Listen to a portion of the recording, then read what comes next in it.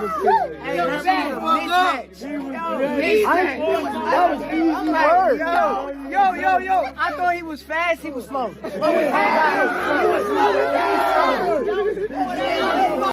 And no!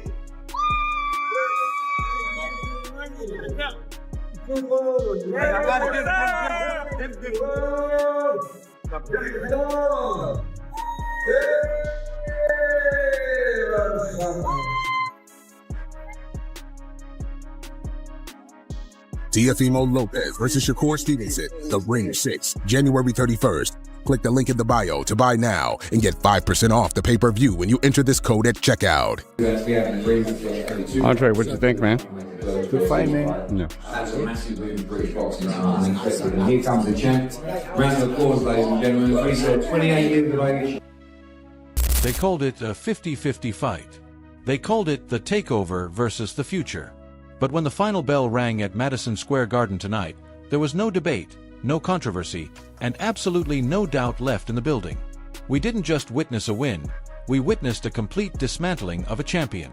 The official scorecards read 119-109 across the board. An 11-1 slaughter that turned one of the sport's most dangerous punchers into a walking punching bag.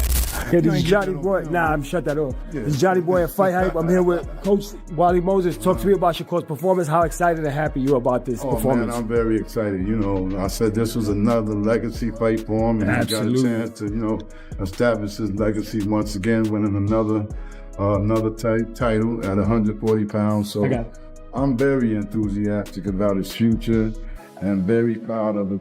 For weeks, the rumors had been swirling. From whispers about failed tests to concerns over Teofimo Lopez's erratic mental state and talk of death and conspiracies, the backdrop to this fight was dark. Fans wondered if Lopez was even mentally fit to step into the ring. Tonight, we got our answer. What was supposed to be a war turned into a masterclass, leaving the takeover looking more like a hangover. If you thought you knew how good Shakur Stevenson was, you were wrong. He's better. And if you thought Tofo Lopez could punch his way out of anything, you just saw the one puzzle he couldn't solve.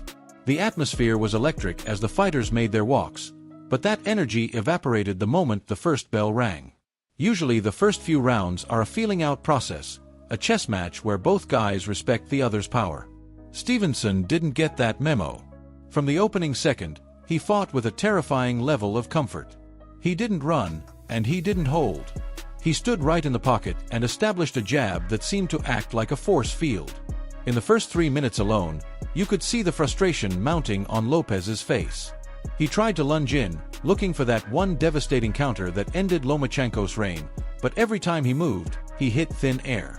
Stevenson was fighting in a different time zone. By the second round, the narrative of the fight was already set. Teofimo was off balance, swinging wild hooks that missed by feet, not inches. At one point in the second frame, Shakur walked him straight into a check hook that sent Lopez tumbling. It was ruled a push, but the message was sent, "You can't touch me, and I can do whatever I want to you." The crowd packed with Lopez supporters went dead silent as they watched their champion get picked apart by a simple stinging 1-2 combination that landed with surgical precision. They have not even invented a word to describe what Shakur Stevenson did tonight to Teofimo Lopez. Shakur Stevenson absolutely made Teofimo Lopez tonight look like a complete amateur. Teofimo Lopez looked like anything but a 2-division world champion. He looked like a complete amateur tonight. Shakur Stevenson made Teofimo Lopez look like a complete amateur tonight. He won one round, the first round. After the first round, Teofimo Lopez didn't win another single round. As we moved into the middle rounds, things went from competitive to embarrassing. The boring tag that has plagued Shakur Stevenson's career was completely erased in rounds 4 through 6. He wasn't just outboxing Lopez, he was hurting him. In the fourth, a stiff left hand to the body, followed by a right hook upstairs, had Lopez's gloves skimming the canvas. The New York crowd gasped, sensing a knockdown, but Teofimo managed to stay upright, barely. The damage was starting to show physically, too. A nasty cut opened up on Lopez's face, and his left eye began to swell. A visual receipt for the jab he had been eating all night. The 6th round was particularly brutal. Stevenson, sensing that Lopez had no power to threaten him, started holding his ground and trading. He landed a sharp double jab and a trio of counterrights that snapped Lopez's head back repeatedly. At one point, Lopez walked into a 2-punch combo and fell to the canvas again. The referee waved it off as a slip, but the replay showed it was clear damage. The champion looked lost, swinging with desperation rather than precision, while Stevenson picked him off like he was hitting the heavy bag. All glory to God. It was an amazing night. I put the work in. I stayed disciplined throughout my camp. I was in tremendous shape, and T.O., he's a hell of a fighter, but I was the better man tonight. Guys, just raise your hands, please, and the microphone will be brought to you. Thank you. Well, congratulations, man. Great performance, obviously. Did you feel at some point that you demoralized him and he was just kind of trying to get to the finish line? Yeah, I definitely did. I feel like he's a fighter, so he tried to fight back. But yeah, I picked him apart. In the second round, I want to say that I told my corner, I said, I'm stronger than he is. Did you feel like you hurt him at any point in the fight? Yeah, for sure. I hurt him a couple times. My jab, my left hand to the body, my left hand up top. I put on a great show tonight. Obviously a great performance against your best opponent. Any disappointment that you didn't stop him? Because you said even during the fight you wanted to stop him. No, there's no disappointment. It's boxing at the end of the day. I seen him go out there and when I was about to stop him, he started fighting back a little bit. So respect to him. He's a sharp fighter. He got a lot of knowledge and he did what he did to survive. By the time the 7th round ended, the corner work became just as fascinating as the fight itself. You could hear the panic in the voice of Teofimo Lopez, Sr. There were no tactical adjustments being offered, no technical advice on how to cut off the ring. Instead, it was just a desperate plea. Give me power. That was it.